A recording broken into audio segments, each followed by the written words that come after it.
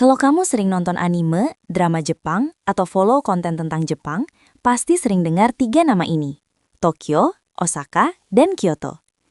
3 kota ini sama-sama terkenal, sama-sama besar, dan sama-sama penting. Tapi, tahukah kamu kalau secara administrasi, status Tokyo, Osaka, dan Kyoto itu tidak sama? Banyak orang mengira ketiganya cuma kota biasa. Padahal, di dalam sistem pemerintahan Jepang, Tokyo, Osaka, dan Kyoto punya posisi, struktur, dan peran yang berbeda. Di video ini, kita akan bahas perbedaannya dengan gaya santai, supaya kamu nggak cuma hafal namanya, tapi juga paham sistemnya. Kita mulai dari Tokyo. Tokyo sering disebut sebagai ibu kota Jepang. Tapi secara administratif, Tokyo itu bukan cuma kota.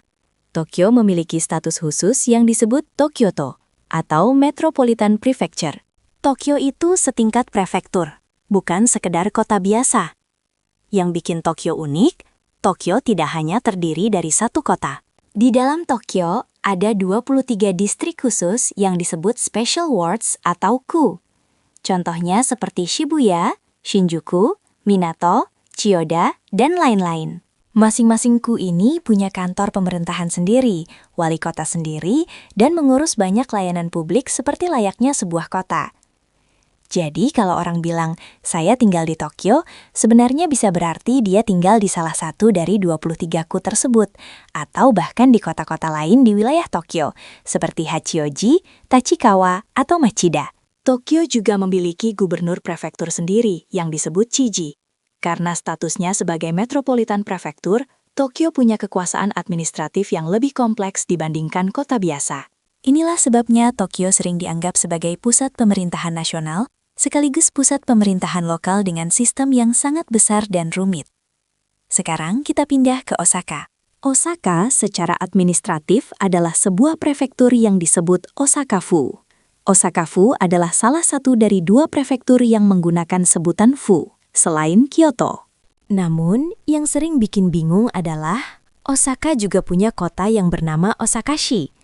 Jadi, di Osaka ada 2 hal yang berbeda. Pertama, Osaka-fu, yaitu prefekturnya. Kedua, Osakashi, yaitu kota Osaka yang berada di dalam prefektur Osaka-fu. Osakashi adalah kota besar yang dibagi menjadi beberapa ku, seperti Kita-ku, Naniwa-ku, Chuo-ku, dan lain-lain. Namun, berbeda dengan Tokyo, ku di Osaka adalah bagian dari kota, bukan kota yang berdiri hampir seperti kota mandiri. Artinya, ku di Osaka tidak sekuat dan tidak seotonom ku di Tokyo. Di Tokyo, ku itu seperti kota kecil dengan kekuasaan yang cukup besar. Di Osaka, ku lebih mirip kecamatan besar yang berada langsung di bawah pemerintah kota Osaka. Osaka-fu sebagai prefektur dipimpin oleh seorang gubernur prefektur, sementara Osakashi dipimpin oleh wali kota-kota Osaka. Jadi, struktur Osaka itu lebih mirip dengan sistem normal prefektur dan kota pada umumnya di Jepang. Sekarang kita masuk ke Kyoto. Kyoto juga merupakan sebuah prefektur dengan sebutan Kyoto-fu. Namun yang menarik, ketika orang mengatakan Kyoto, seringkali yang dimaksud adalah Kyotoshi, yaitu kota Kyoto. Kyotoshi adalah kota besar yang menjadi pusat budaya tradisional Jepang. Kyoto adalah bekas ibu kota Jepang selama lebih dari 1000 tahun. Karena itu, secara budaya, Kyoto sangat spesial. Namun, secara administrasi, Kyoto lebih sederhana dibandingkan Tokyo. Kyotoshi adalah kota yang berada di dalam Kyoto-fu. Kota Kyoto juga dibagi menjadi beberapa ku, seperti Fushimi-ku, Sakyo-ku, Ukiyo-ku, dan lain-lain. Sama seperti Osaka, ku di Kyoto adalah bagian dari kota, bukan wilayah yang berdiri hampir seperti kota mandiri seperti di Tokyo. Jadi, kalau kita ringkas dengan bahasa sederhana, perbedaannya seperti ini. Tokyo itu adalah prefektur sekaligus pusat metropolitan. Tokyo punya 23 ku yang secara administratif sangat kuat dan hampir seperti kota-kota kecil. Osaka adalah prefektur biasa dengan kota besar di dalamnya. Osakashi adalah kota besar, dan ku di Osaka adalah bagian dari kota tersebut. Kyoto juga adalah prefektur biasa dengan satu kota utama yang sangat terkenal. Kyoto-shi adalah kota budaya, dan ku di Kyoto juga merupakan bagian dari kota. Perbedaan ini penting karena memengaruhi banyak hal, seperti pelayanan publik, pajak lokal, sistem pemerintahan, dan cara wilayah tersebut dikelola. Misalnya, tinggal di Shibuyaku di Tokyo itu, secara administratif, bisa terasa seperti tinggal di sebuah kota kecil.